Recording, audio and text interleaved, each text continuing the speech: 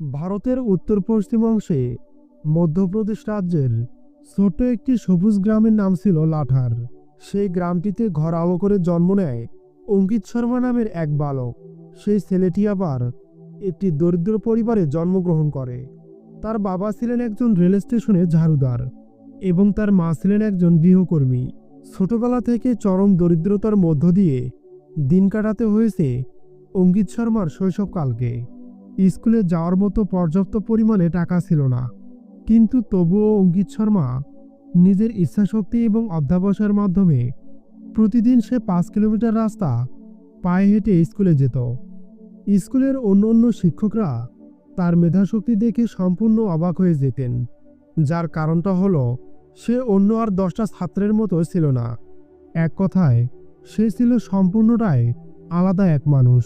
অঙ্কিত শর্মা জানতেন যে সাফল্য অর্জনের জন্য কেবলমাত্র আর্থিক সম্পদে যথেষ্ট নয়, এর জন্য প্রয়োজন হয় ধৈর্য, কঠোর পরিশ্রম এবং নিজের উপর একটু আত্মবিশ্বাস।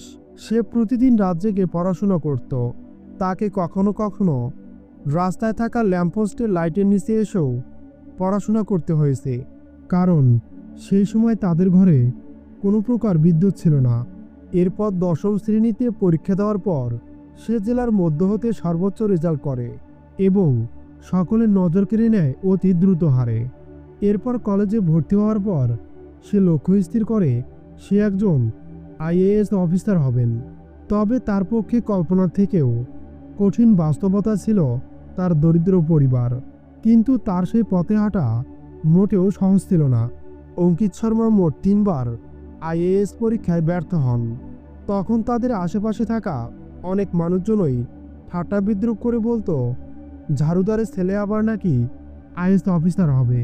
শুধু একটিবারের জন্য কল্পনা করুন তো, কখনো যদি এমন একটা ঘটনা আপনার সাথে ঘটতো। কিন্তু অঙ্কিত শর্মা কখনোই সে থেমে যাননি। ভাগ্যের কি নির্মম পরিহাস দেখুন।